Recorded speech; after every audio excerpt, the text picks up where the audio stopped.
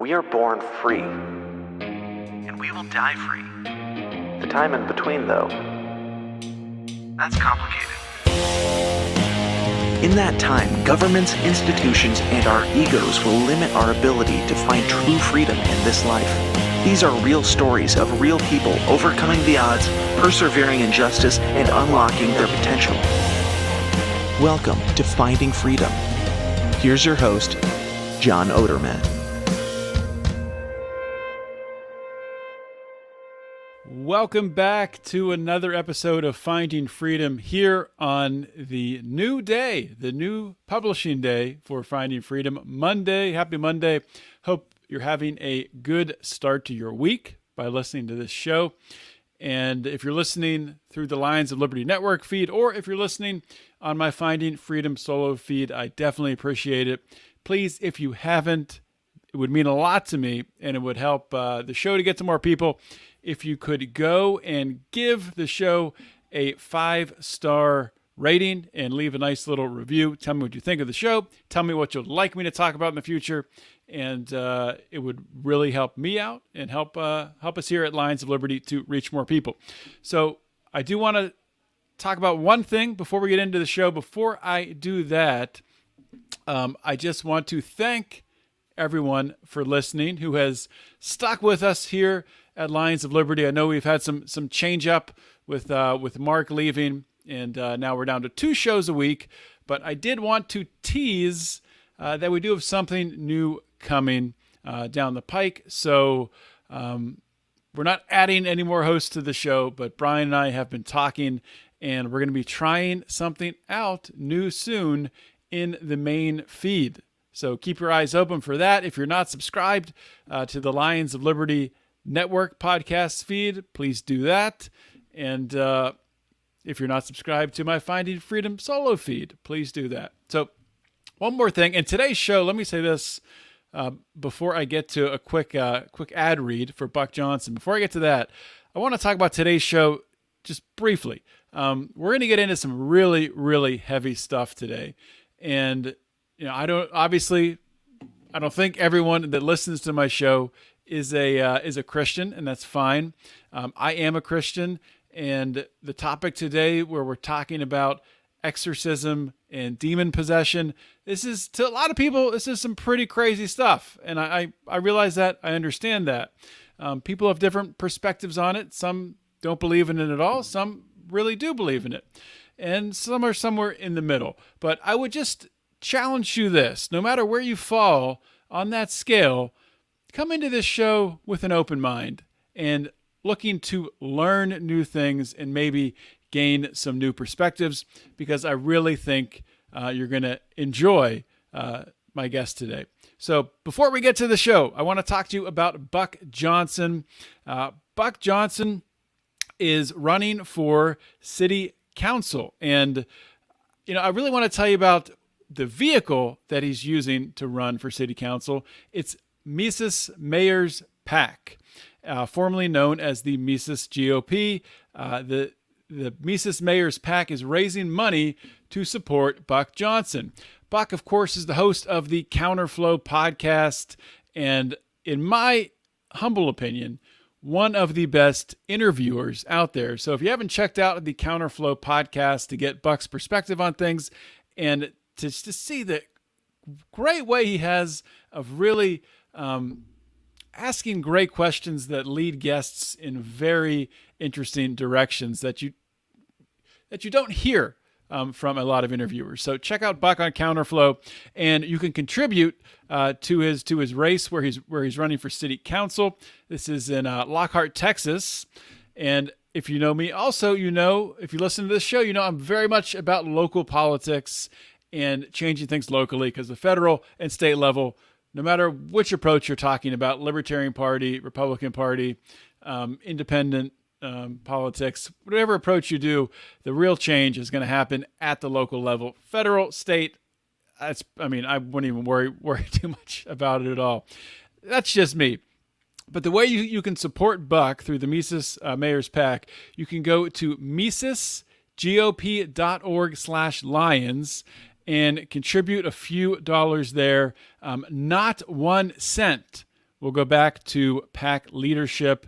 Most other PACs, I would say, the vast majority do, pay the people who run the PACs, and the Mises Mayor's PAC does not do that. So all your money will go directly to helping candidates like Buck Johnson. In this case, it will go to Buck Johnson. So please consider doing that. And with that being said, let's get into today's show. My guest today on Finding Freedom is Adam Blai. Adam is a church-decreed expert in religious demonology and exorcism for the Diocese of Pittsburgh. He's also served as an expert in these areas in training priests, deacons, laity, and in many other dioceses. He's an auxiliary member of the International Association of Exorcists, a Vatican-recognized private association of the Christian faithful based in Rome. Over 15 years of working and training in exorcism ministry, he has witnessed or experienced a number of miracles, some of which he has appointed to investigate by the church. He also works in the tribunal of the Pittsburgh Diocese in pursuing a canon law degree. Adam is also the author of a book that we're going to talk about. It's called The Exorcism Files, True Stories of Demonic Possession. Adam, welcome to Finding Freedom. Thank you, John. It's nice to be here. Well, thank you for making the time to come on the show. Excited to get to speak with you today. And, if I know my audience is a lot like me, and you're the first, person who is an expert in demonology and exorcism that I had on the show. So they have a lot of questions, as do I, to understand really how this works. So the first question really is from a career perspective. So how did you get set out down this path? Yeah, so it's very unusual for a lay person to be involved in this, especially at the level I'm involved in it. So I got pulled into this by God about now like 17 years ago while I was in graduate school for adult clinical psychology, working in a brainwave research lab as part of graduate school. And I was curious whether any of these strange experiences people sometimes report were just artifacts of the brain or mental illness or like a medical problem that they were misunderstanding, that type of thing. And I decided to, once I had some training as a clinician and in diagnosis, and I knew a little bit about the brain, I wanted to talk to these people for myself and try to get a sense of it, because at that time, the paranormal TV craze was literally just starting. And a lot of the people that were going out and claiming to validate this stuff didn't seem to have any clinical training and were just taking people at their word. So anyway, that started the journey. I bumped into a possessed person pretty quickly. Wasn't expecting that. Hadn't seen anything like it clinically. Nothing I knew clinically had any impact on it. And from there, shortly afterwards, I met some specialist clergy that were working in this area. That led to meeting most of the key people in the United States at that time.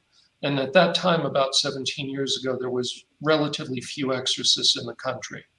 And so I met most of the key people, got invited to the International Association of Exorcists because some of those key people were on the governing board of the association. And that led to meeting Father Amorth and a bunch of the old guys in Rome that have been doing this 40, 50 years and learning from them, and meeting different experts from around the world, mainly European countries. And it kind of led down this rabbit hole of finding out that turns out that it's all real, and that's pretty mind-blowing. And the implications of that are, to me at least, are large. And so if there's that level of suffering going on that's genuine, and relatively few people are responding to it in ways that'll actually be helpful, because psych meds don't affect it, and like schizophrenia doesn't make you suddenly fluent in ancient languages. Bipolar doesn't make you suddenly know people's secret sins.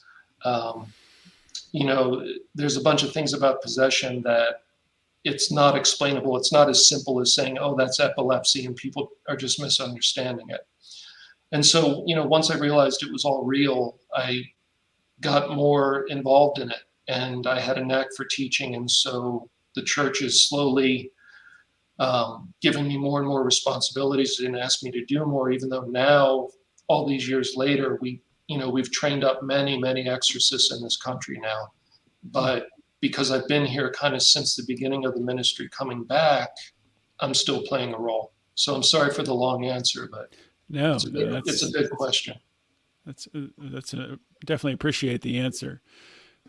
So how does this work? How do you get called in to assist with someone who is possessed?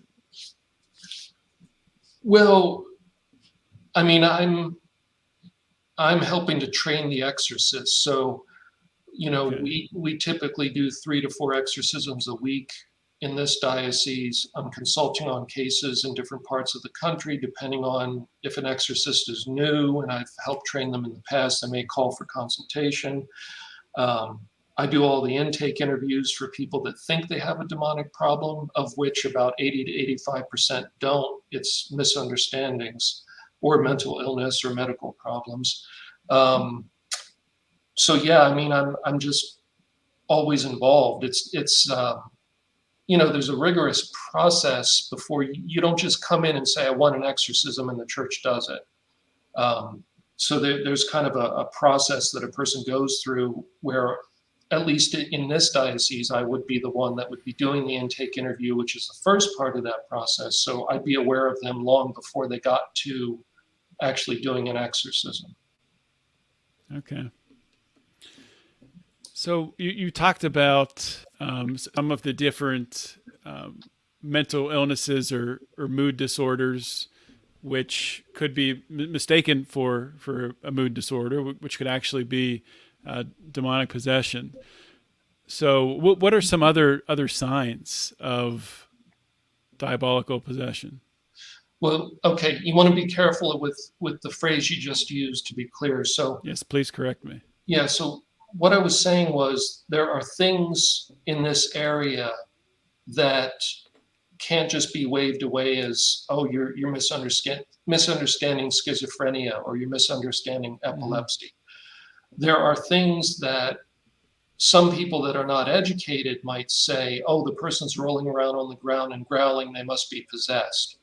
That's not enough evidence to say somebody's possessed by a long shot.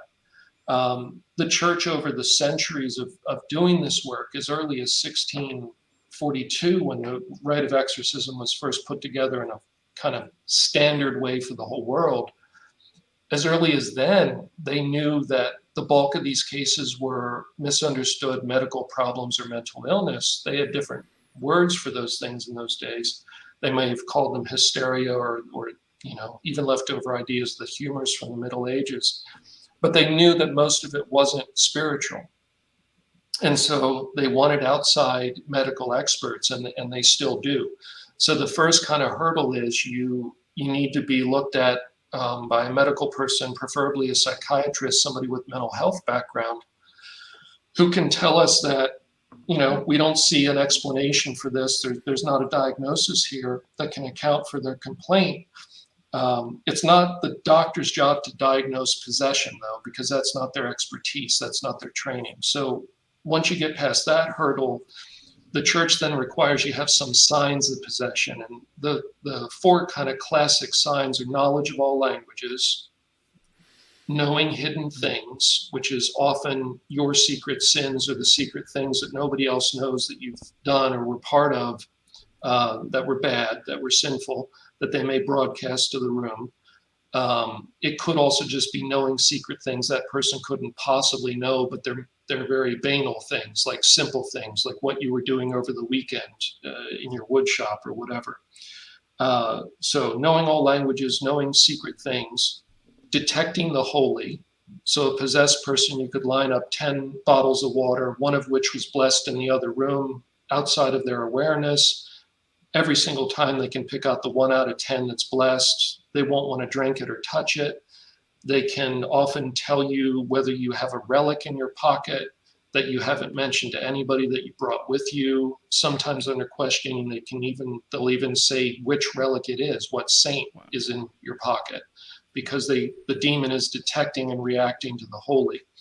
The fourth sign is strength beyond their physical condition, and that just means strength that they shouldn't have.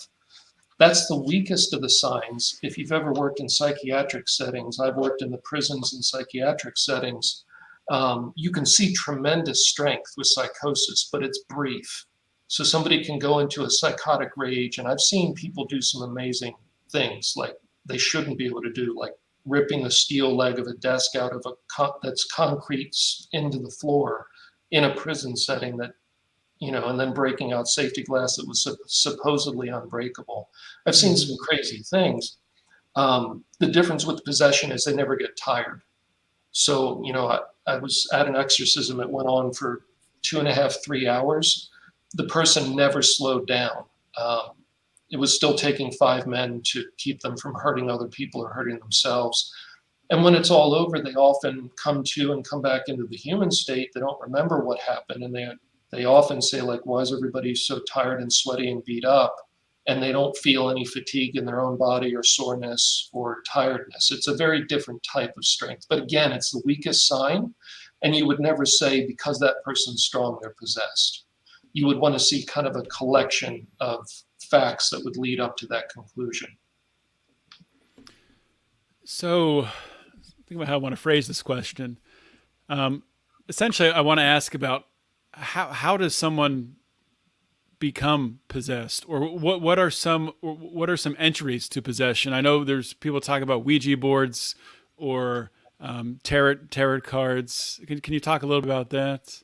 Yeah, sure. So essentially, for your Christian listeners or viewers, it boils down to a First Commandment violation. And what does that mean? First Commandment's essentially, I'm the Lord your God, you'll have no strange gods before me. Jesus, it kind of sums up the main commandment, you love God completely. So the idea here is there's a bunch of created spirits running around. They were created by God. They're not the creator. Just like there's animals and critters running around and we're running around, we're all creatures, right? Mm-hmm. None of us are special. None of us are God. Well, there's a bunch of spirits running around too, all of which were also created. When you turn to those spirits that are not your creator and you ask them for a favor, you want power, you want information, you want them to comfort you, you want them to tell you about the afterlife, you want them to tell you that dad is somewhere in a good place, or pretend to be your dad and say, I love you one last time. Whatever your weak spot is, when you turn to these creatures and ask them to give you spiritual solace, spiritual help in some way, you're telling your creator, I don't trust you. I'm not going to wait on you. I want my solution now from this other spirit. And so you break your friendship with God and you start a friendship with that spirit. And the deeper that friendship or that relationship gets, the stronger that spirit's hold on you becomes, the more rights it has to affect you in extraordinary ways. And the deepest form of that is possession. And so some people, they jump right in the deep end of the pool, and there are rituals where people explicitly give themselves over to possession in exchange for something they're bargaining for. Now, this never ends well. I mean, it's such a trope in Western society, probably in every society, the Faustian bargain of bargaining with the devil. It never works out. So you get a sham of what you bargained for. It's ripped out from under you when you think things are going well. You end up in a worse state than you began in, and now you're possessed. So that's kind of the quick way to do it. The slower way is, like you mentioned, the reason Ouija boards and things and psychics and things like that are problematic is, again, you're telling God, I don't trust you. I don't trust your plan for my life. I feel insecure. I want security and information from these other spirits. The Ouija board is particularly problematic because it's your own hand and you're giving permission for that spirit to dominate part of your physical body. So you're inviting it to take up residence or control over part of your body. And that's more problematic than doing it just as communicate to me through this recorder like a ghost hunter would do. Does that make sense? That does make sense. So that's kind of interesting. So just to take the Ouija board as to continue down that line, a follow-up question. So if someone uses a Ouija board, say once, compared to someone who's using it every week, is the person who's using it every week, they're more likely to become possessed? Well, yeah, and they're unlikely to become possessed just by using the Ouija board. What I've heard over and over and over down through the years is people start out with one of these intermediary techniques like a Ouija board or a pendulum or divining rods or I Ching or any divination technique. And what happens is a few weeks or months into using it, the spirit communicates to the person, if you give me permission, we no longer have to use this intermediary technique. I can just speak into your mind. And that's a turning point in the case where you've now given the spirit direct access to your mind. And then that's when it generally starts to shift and become a little more domineering, as opposed to being a helpful figure that's feeding you information or giving you false promises. Now it's got more of a hold on you. Now it's a little bit less your friend. And now it starts telling you not just what you want to know, but it starts telling you what it wants. Now it shifts to, I don't like that person. I don't want you spending time with them. I don't really like when you go to church. The real truth is over here in the new age. I want you to stop going to church.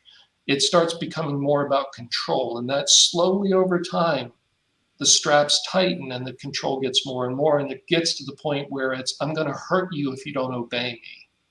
So it's a process. So is this a literal voice that they're hearing in their head? Because I know there's been mass shooters, some of these school shooters who talk about after the fact when they're interviewed that these voices that whatever their name is, I can't remember, but such and such name was telling me to do this. Yeah. So John, it's a really interesting question, and I've been aware of a number of court cases, and I've served as an expert witness in a court case like this. I'm very leery of the devil made me do it defense because, it's a common defense and it's a huge cop-out in most cases. And it's usually a clumsy attempt to just deflect, being culpable for your crime. Yeah. That all being said, one of the big shooters, it was from a few years ago. I don't want to specify who it was, but their diary was posted through a reporter. Their kind of diary that their friends had access to immediately after it happened was given to a reporter, and they scanned it and posted it online, at least briefly. I don't know if it's still out there, but I printed it off just out of interest. And given I've been around these things for a long time, I know how they talk, I know how they think, I know how they interact with people because I've heard from so many people that have described it to me. And of course I go to exorcisms and they talk with a physical voice like you and I are talking. The diary was very much typical. So there was two different handwritings. It was a question and answer back and forth, and sometimes statements from this other figure. Now you could just say, well, no, he was just crazy. That's fine. Maybe he was. And like a famous case, Son of Sam, famous serial killer. He's given a lot of interviews because he's now claiming to be a Christian and reformed. And he said that the whole thing about, the neighbor's dog was talking to me and told me to do the murders, which serial killer buffs will know all that. He has said he just made all that up. But he's also been very honest and he continues to say that he was in a very serious satanic coven at the time. And the Son of Sam, the Sam wasn't the neighbor's dog. It was short for a particular demon that he was most interested in worshiping and serving in the satanic coven. So it's like you kind of go down a rabbit hole with that question. You really have to look at it case by case, and you have to be really careful because most people are just looking for an easy way to deflect the blame. Yeah, that does make sense. Of course, people are trying to get anything they can to do to make their life easier with regards to sentencing of the crime and things of that nature. So that's definitely a great point. So I'm curious from your experience doing this for so long, can you share any experiences of maybe some of or one of the most shocking things you've seen, or any times when maybe you yourself were afraid, concerned with the evil that you were coming up against? Well, a lot of people ask that question. Um, you know, we've seen some of the stuff, like Hollywood amps things up to 11, right? Yeah. Heads never spin around. I've seen bones dislocate spontaneously, and then just be back in place when that particular spirit switched out, like all the bones in the hand popping out of their joints just by doing this, and they all just came out of their joints. And then they came at you, and then when it switched to a different spirit, you look down and the hands are normal. But a minute ago I saw all the bones, like the metacarpals laying back, all completely out, not just dislocated a little, like completely displaced. Wow. Weird things like that. Seen some gruesome wounds that people have inflicted on themselves. That's just kind of ugly stuff that like EMTs see all the time. People lacerating themselves, that type of thing. I've heard some disturbing stories. I've not seen levitation yet.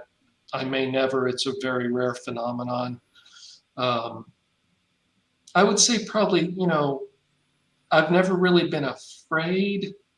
I've had a Satanist try to lure me into a situation to be harmed in a manipulative way. I knew that was dangerous. I'd worked in prison. I've got reasonable, street smarts. I wasn't stupid enough to do that. So that was more like a regular human fear.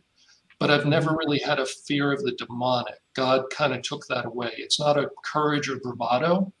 It's just, to me, it's a very matter-of-fact thing. And I know God's in charge, so why would you be afraid of them, kind of thing. That makes sense. Yeah.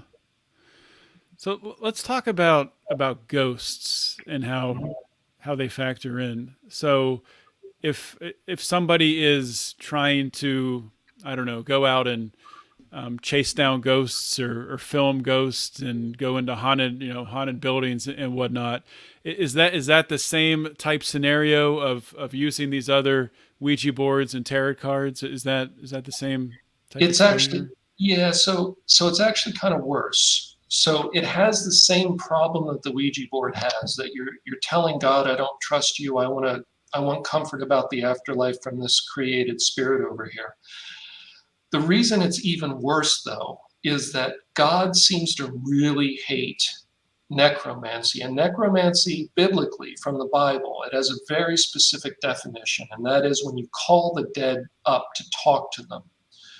And it seems to make God angry because, again, you're telling God, I don't trust you. I want my spiritual life to come from this created spirit. But the Bible kind of says that God finds it abhorrent. And that word is only used, I think, 4 times in the Bible. It's a very strong word for it ticks him off in a big way.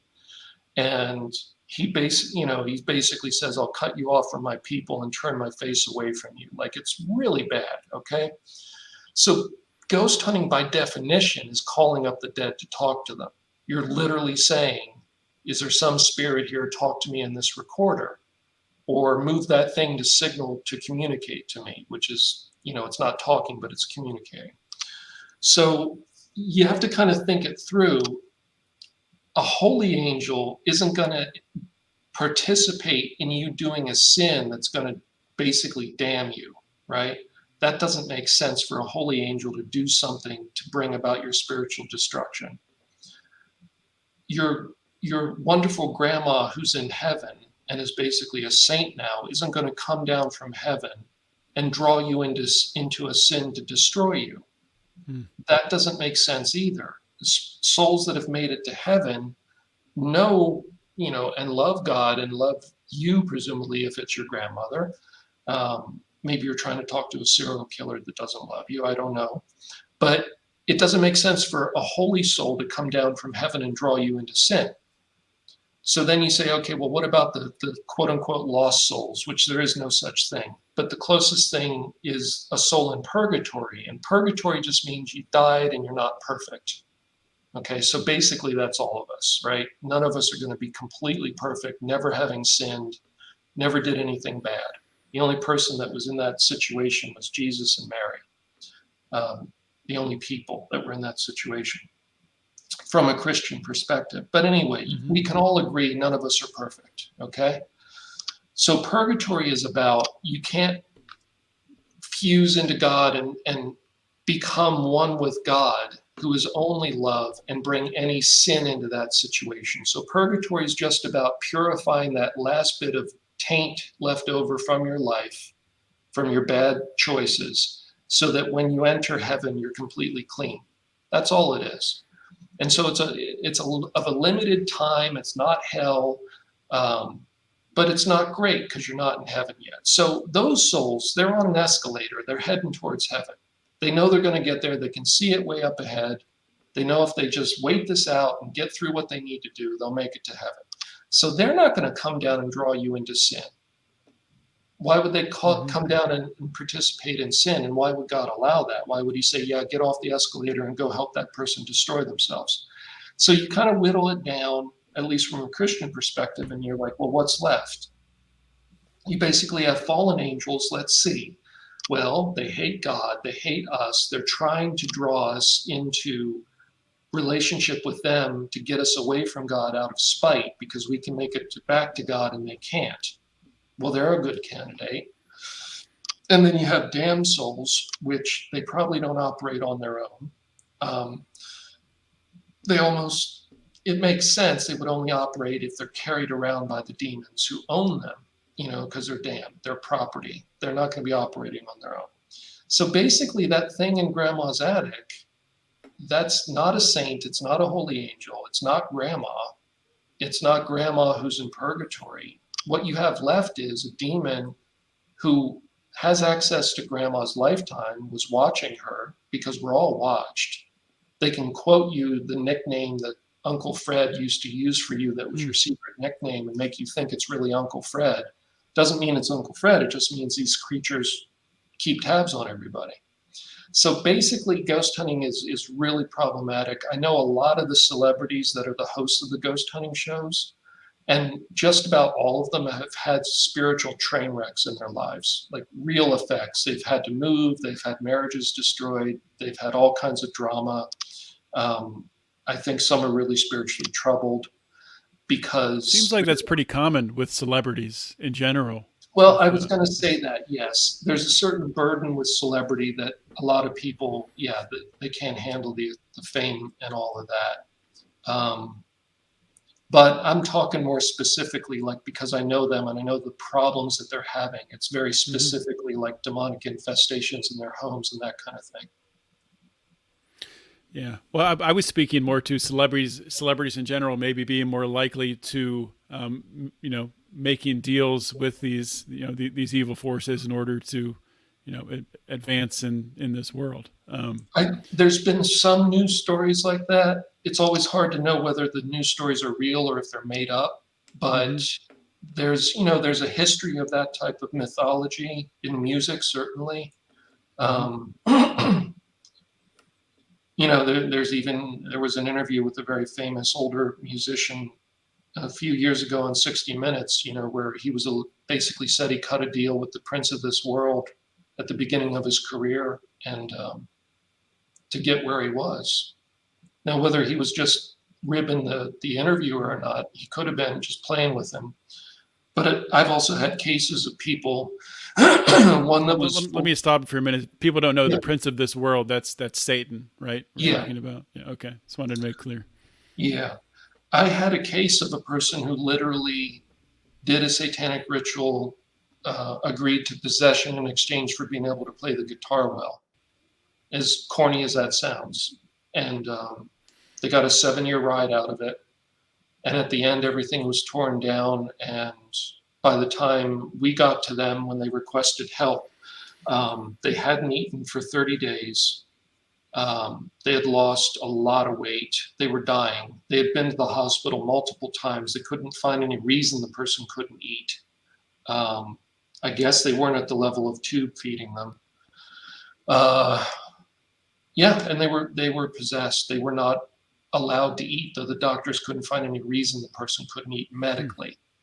They were suffering terribly. It was 2 exorcisms and they were freed, which is incredibly fast. Maybe because they were getting close to dying, God ended it quickly. I don't know, but they were freed quickly. And debriefing, they explained, they had a relative that was in a satanic coven who had said they could get what they wanted when they were 17. They were young and dumb. They did the ritual. They got to tour with the band they wanted to tour with for a number of years. And then everything was torn down and they were almost dead. So you said that 2 exorcisms, that was fast. It generally takes more than that? Or? Sure. So 6 months to 2 years of weekly sessions is the average. Wow. Because by the time somebody comes in for help, there are so many demons in them. It's never just one. It's a whole colony. And also, while you're working on them, hell is working to get the person to backslide and invite more back in. So it's not like a passive process of like, okay, there's 10 marbles in the jar. We'll take a marble out each week, so it'll take 10 weeks. Hell is trying to get more marbles in the jar in between the sessions and get the person to backslide and sin and invite more back in. Mm-hmm. So it's a little bit of a struggle back and forth. So you mentioned in that story you were just telling that he after coming out of possession he was unable to eat. What are the typical effects, or how does the person feel, both I guess physically and also mentally, emotionally, after coming out of a possession? Well, after you come out of it, you're free and you're liberated. You're finally free of these horrible voices, the pains and sensations they can cause in your body. It's kind of like living with an abusive spouse that's in your own skin, that has the ability through your nervous system to cause racking pain, to affect your circulation, to affect your eating, to speak into your head incessantly, to cause horrific, very vivid nightmares every time you close your eyes. Their life is just awful. Their life is a living torture.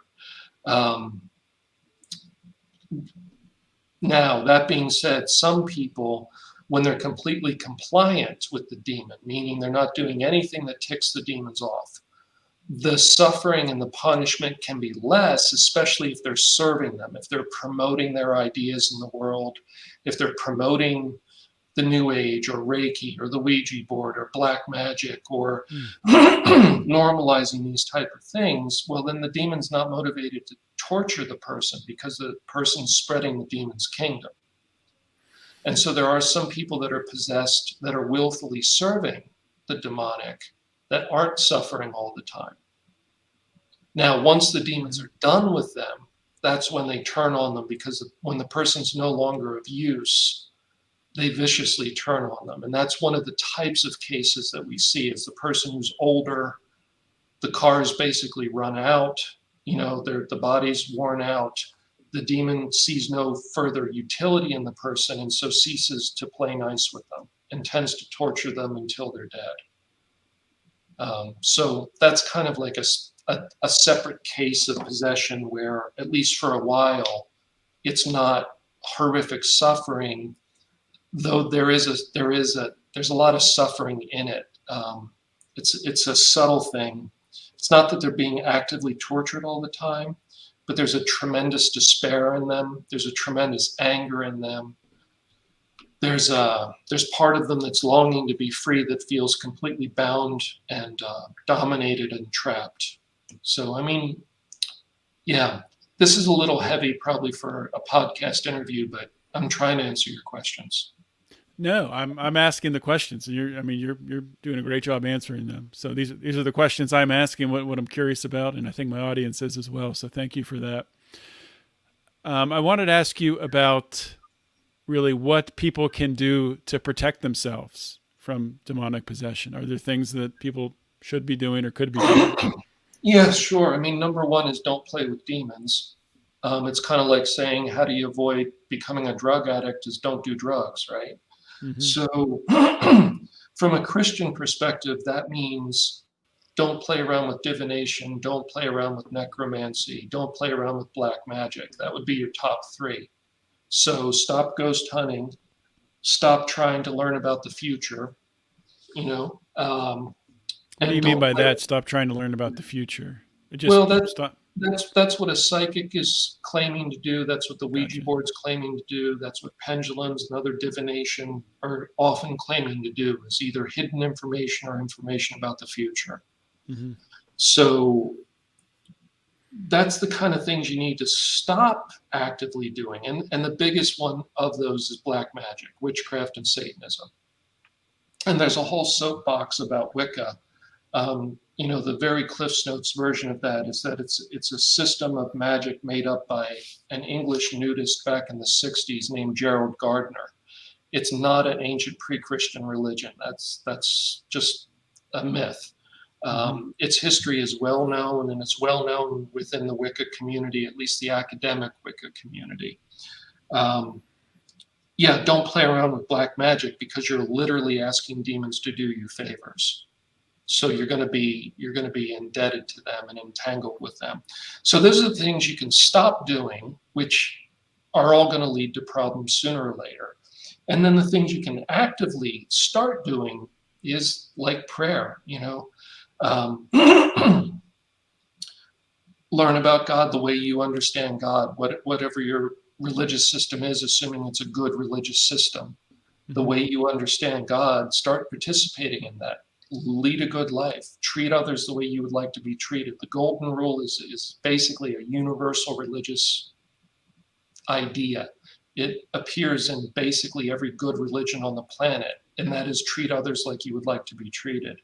So, if you start with some basic morality and then participate in your faith, that would be great, in addition to stopping the bad stuff. Yeah, I think that's good advice. So one more question here, unless it leads to more questions, but we're coming up on our time limit here, so I want to respect your time. When it comes to objects, can objects become possessed with evil? Yeah, so it's not, the word possessed wouldn't be the word to use, but they can be cursed or connected with the demonic. So anything can be blessed. Crucifix could be blessed. Holy water can be blessed. A tablet of paper can be blessed. Anything can be blessed. Again, from the system I work in, from a Catholic Christian perspective, and I think that's true in probably universal idea. Likewise, if I have authority over that object, I can give it over to the demonic, and that would be the opposite of a blessing, which is called a curse. Now, a curse can have other specific meanings, like wishing ill for another person. Mm-hmm. But let's say I, curse whatever, a book, and then I visit you and I tuck it under the seat of your couch without you knowing it and leave it in your house and part ways. And then pots and pans are banging around in your kitchen that night in the middle of the night, and there's strange odors in the house, and a black shadow walks past the doorway, and there's all this weird stuff going on. And one of the possibilities is there's a cursed object in your house, because essentially the demon is saying, I'm allowed to be with this object. This object is in this home, and therefore I'm allowed to be active in this home. And so cursed objects can have an effect. The bigger danger is eating or drinking cursed food or liquid, because then it's not the home that's being physically kind of invaded, it's your body. And so some people have ended up oppressed or possessed by eating cursed food or liquid. So I know it sounds like a goofy thing out of a fantasy movie, but but it really is a real thing, and we've seen it have real effects. And the litmus test, if you think an object is cursed in your home, is simply get it out of the house, and if everything stops, that's at least one data point that it might have been that object. Yeah. So I do have one more question I thought of that I wanted to ask. Does evil target especially good? Does it go after those who are working in the church for good, like priests or other Christian faiths, pastors, things like that? Are they more targeted by evil than others? Yeah, I think so, because if you think of the chessboard of the world, the people that are not actively promoting God or trying to help heal others or trying to help others get away from evil, if somebody's just living a selfish, materialistic life and doing nothing in the spiritual realm on the chessboard in the world, having no impact, well, the demon's already won.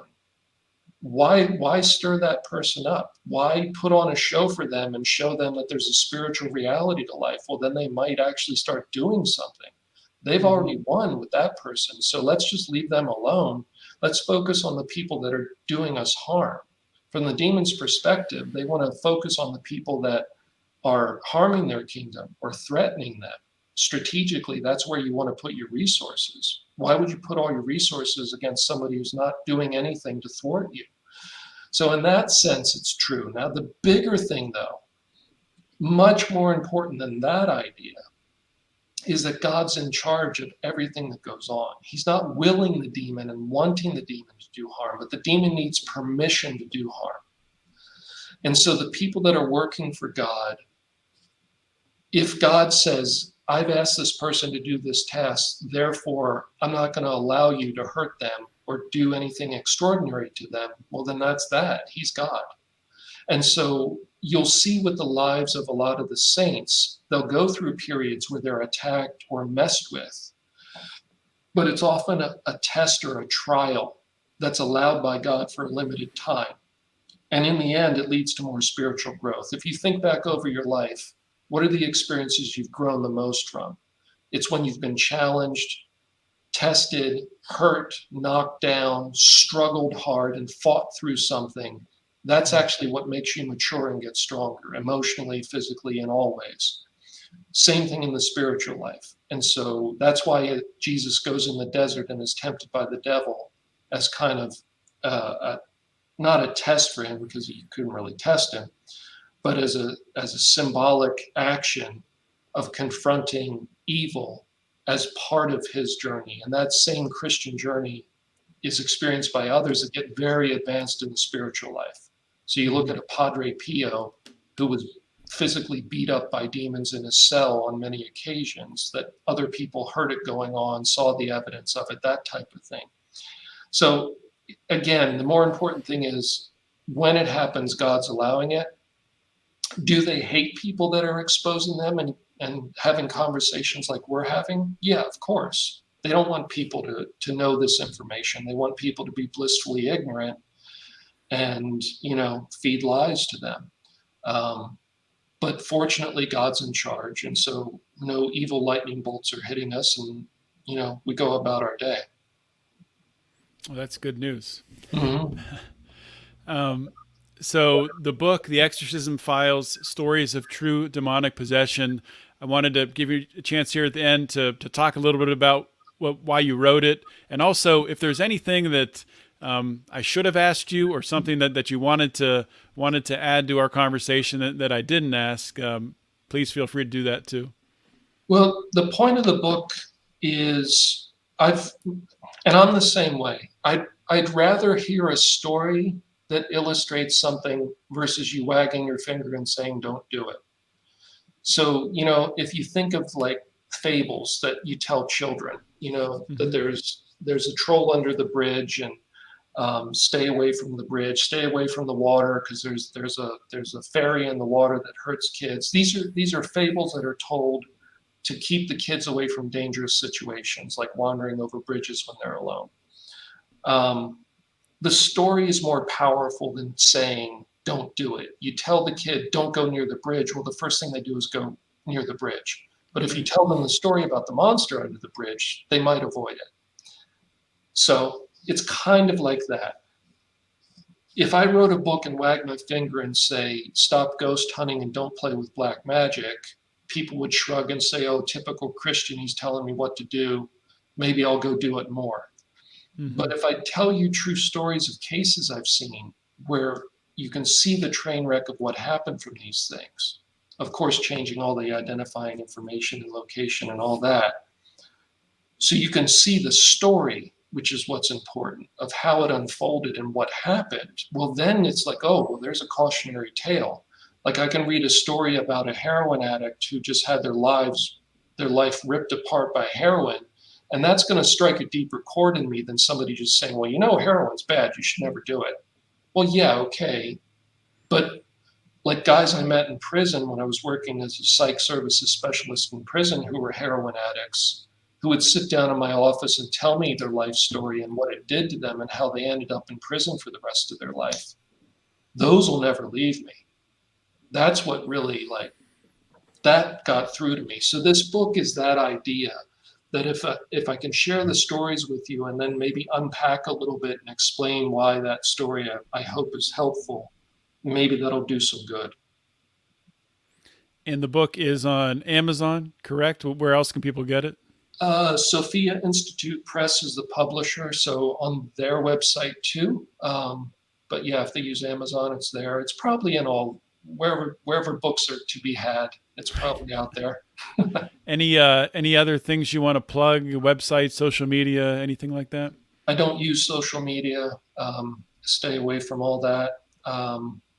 If people want more information, religiousdemonology.com is the website that I have that has, a whole lot of additional information. If somebody has specific questions, unless you live in the Pittsburgh Diocese, I can't get involved in your case, but you can contact the diocese that you live in. But yeah, that website has a kind of just a ton of basic information on it. All right. Well, thank you for coming on the show, and thanks for sharing about this incredibly important topic. Oh, well, thanks for having me, John. God bless you. All right, that is a wrap. As I said at the top, we would get into some heavy things today on today's show with my conversation with Adam Blai, and did not disappoint. And I hope you enjoyed it. I hope that you did come in with that open mind. And if you're still listening now, I'm going to take a guess that you did. And you might have questions. I have a lot of questions now after doing the interview. And there's going to be an interview in a few weeks. I'm going to bring on a priest who has actually done exorcisms, and we'll get a little bit more into that and go down that road. Really excited for that too. If you like this kind of stuff, that's great. If you don't, I'm sorry, but this is kind of very interesting to me at this point in my life. I'm really just kind of feeling pulled in this direction to talk about these things. So I think it is very important. Not to just look at things, let me just say it. I'll just say it. There is a buzz and a really agenda out there for this spirituality way of life without God in it, without Christ in it, this non-Christian spirituality. And it's very, very concerning to me, because I am someone who does believe in a spiritual realm, in a good and evil spiritual realm. And to see people, especially kids, steered toward this random spirituality, spiritual realm where evil is lurking, it's very concerning to me. So that's why I'm going down this path. Hopefully you're enjoying it. Hopefully it's entertaining to you. And you're getting some questions answered, maybe getting more questions like I am. But like I said, we'll dig in more to this later. And if you do have a guest idea along this path or another path that you'd like me to bring on and talk about, on the path of faith and Christianity, or my podcast has been going in the entrepreneurship direction and the health and wellness direction, any of those areas, or criminal justice, of course. I still do bring on people who have been through the criminal justice system. Any of those directions, I am always open to getting guest recommendations. You can send me an email, send it to john@lionsofliberty.com, or you can DM me on Twitter. It's @John Odermatt, on Instagram, @John Odermatt, or Facebook, facebook.com/John A. Odermatt. And you can reach me that way. So with all that being said, I will see you all next week. Enjoy your week. Be sure to tune in on Wednesday to hear Brian on Mean Age Daydream. And I'll see you next Monday. Always remember to keep your head up and the fires of liberty burning.